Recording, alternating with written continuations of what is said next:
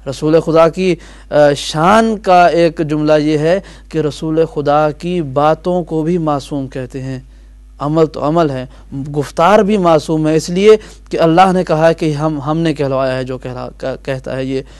تو اب کہا کہ جب تم نے اس سب چیز کو مان لیا کہ میں تمام احکام اللہ کی طرف سے پہنچائے ہیں، تو ایک اور حکم یہ ہے کہ من کنت مولا ہو فہذا علی مولا، تم میں سے جس شخص نے بھی مجھے اپنی ذات پر تصرف کا حق دیا ہے کہ میں تم پر تمہاری ذات سے زیادہ مختار ہوں، میں تمہارے بارے میں زیادہ فیصلے کر سکتا ہوں، تو جس نے بھی مجھے مولا مانا ہے یاد رکھے کہ میرے بعد اس کا یہ علی مولا ہے۔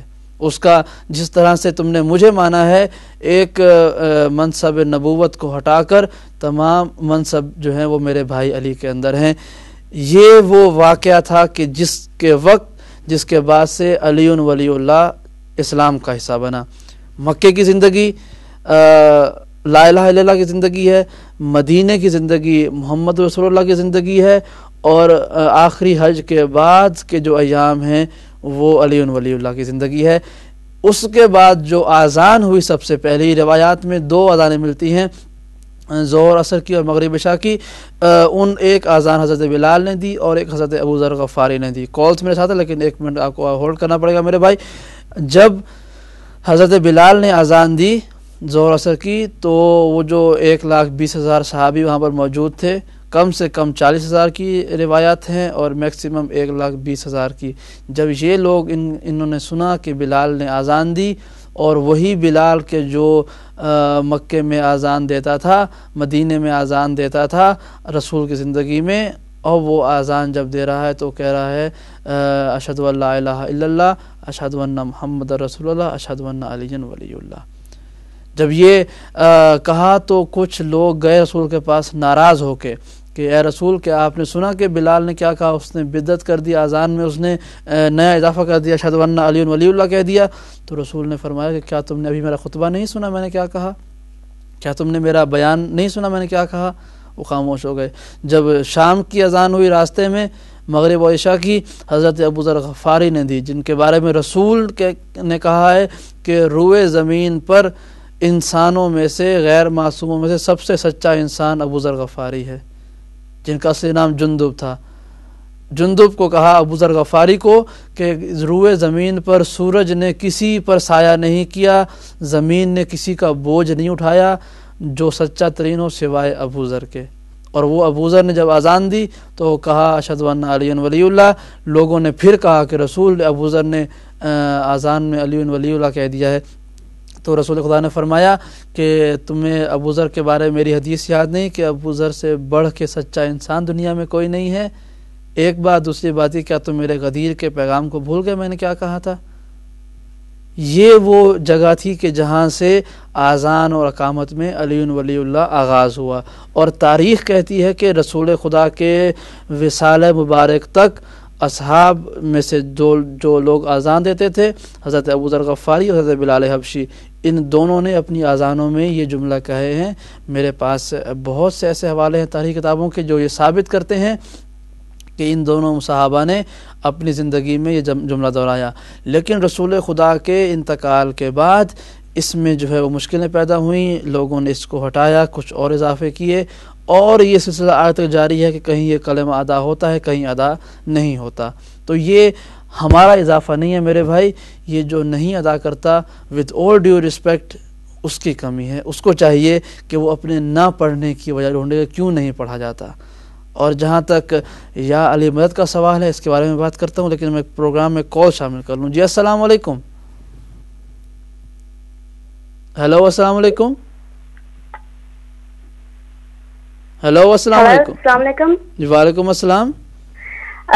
جی ماشاءاللہ آپ کا پروگرام بہت اچھا جا رہا ہے، بہت معلومات حاصل ہو رہی ہے۔ Thank you very much.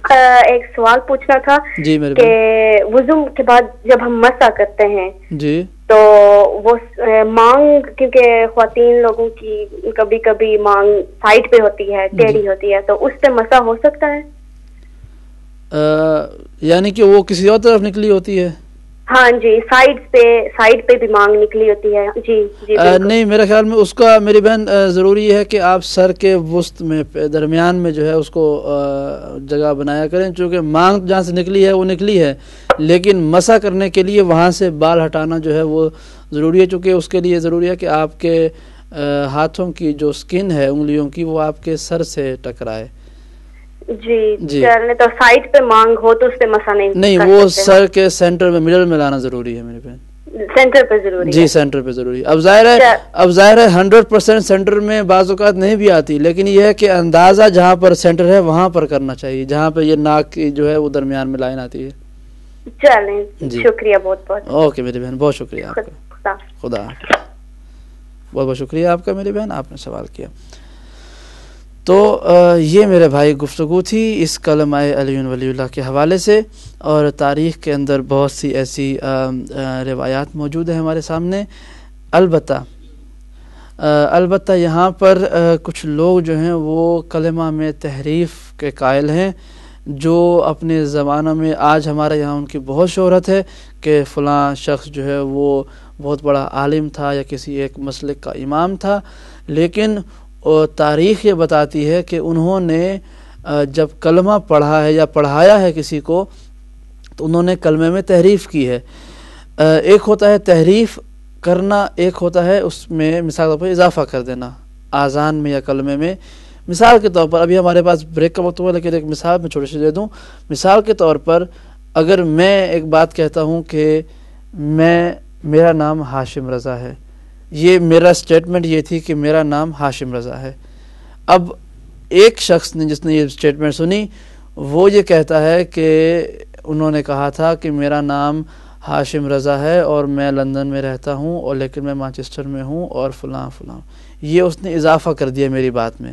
میری بات صرف یہ تھی کہ میرا نام ہاشم رضا ہے، یہ میری سٹیٹمنٹ تھی، لیکن سننے والے نے اس میں اضافہ کر دیا کہ میرا نام ہاشم رضا ہے اور میری عمر اتنی ہے اور میرا تعارف یہ ہے. میری اس بات میں اضافہ کر دیا اپنی طرف سے. ایک ہوتا ہے میری بات کو تحریف کر چینج کر دینا. جب میں نے کہا کہ میرا نام ہاشم رضا ہے تو اس نے کہا کہ میرا نام محمد علی ہے. یہ اس نے میری بات کی تحریف کر دی. اضافہ صحیح یا غلط ہو سکتا ہے، تحریف جو ہے وہ صحیح نہیں ہو سکتی ہے، کیونکہ میرا نام ہاشم رضا ہے، وہ ہاشم رضا ہی رہے گا.